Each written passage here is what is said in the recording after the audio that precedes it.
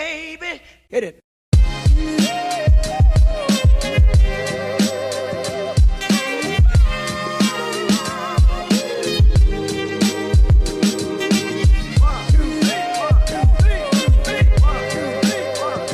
If you've ever watched a tech reviewer, you'll have heard of Anker, and for good reason. Today I'm going to be checking out some of their latest additions to their product library. Are there necessary upgrades over their predecessors, or simply a cheap revamp? Let's find out. First up in this line of products today is this incredibly compact 20,000 mAh USB battery bank, the PowerCore 20,000 Mark II. At least the product name isn't 4 million digits long.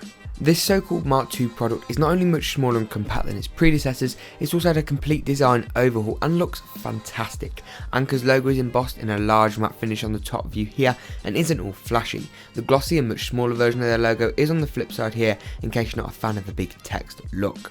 On the sides we start off with the 20,000 mAh capacity written in Anker's secondary curved sans serif font face, which looks clean AF. Also on this side is two micro USB inputs, yes, two, more on that in a moment. On the other side is a button which lights up the battery indicator LEDs on the other large face. But what's good about a sleek bank with no output ports? Talking of outputs, there's three of Anker's IQ ports, that's USB Type A, and whilst in some cases these aren't quite as fast as the Qualcomm Quick Charge 3 USB ports standard we've seen in their other products, they certainly aren't slow.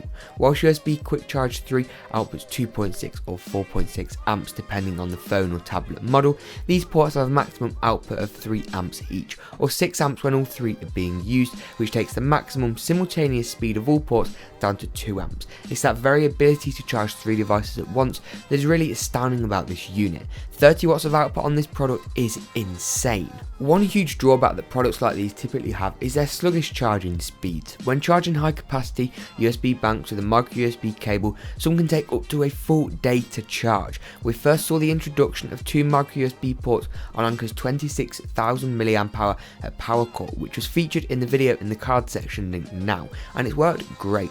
With input of 4 amps or 2 amps per port, a full recharge can take as little as 6 hours. So leave this on while you go to work or to school and boom, charged on your return. Actually, not boom, that's a Samsung think. Moving very swiftly on, you now need something which can actually give you two 2 amp simultaneous outputs, and that's where Anker's PowerPort Speed 5 really comes into play. It's been put to good and very extensive use in my setup and has the ability to, you guessed it, charge 5 things at once with 3 IQ ports and 2 ports which combine Anker's own IQ and voltage boost technologies with Qualcomm's Quick Charge 3 system, giving you a combined number of 5 USB outputs. This helps to alleviate a key problem with Qualcomm's Quick Charge technology. It's fantastic with supported Android phones such as my Samsung Galaxy S7 Edge, but for anything on the Apple side, yeah, then things get a little bit messy. And with Apple holding the second largest share of the phone market, only second to Samsung, which produce a much higher quantity and much more models of phones, it is certainly understandable.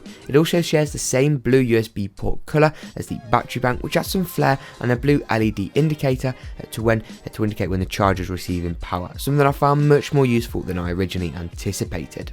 Now onto the final pick of the Anker set here today, the PowerTouch 10. It's a sleek and cleanly designed wireless key charger with an on-off switch, a blue glow to indicate charging of a device or not. It also has USB-C and is Anker's first USB-C wireless charger, which is great to see. USB-C is such a tiny port, reversible, so universal, it's absolutely fantastic, and it's good to see more and more devices supporting that USB-C standard, even if sadly that battery bank earlier doesn't have that support, although they do offer other models with those outputs. Overall, it's just a really clean unit. It's got a blue indicator LED which glows underneath and fits in their colour scheme and kind of general brand image. Overall, it's a great product and a great addition to your desk just to shove a wireless compatible phone onto it, and your phone is basically always charged. But it's in the conclusion of this video that I referenced a joke about the Samsung battery based saga earlier in the video, and that is the exact reason I'd recommend Anker products such as these. And one word: quality. Are they the cheapest? No. Don't be mistaken, they aren't exactly expensive,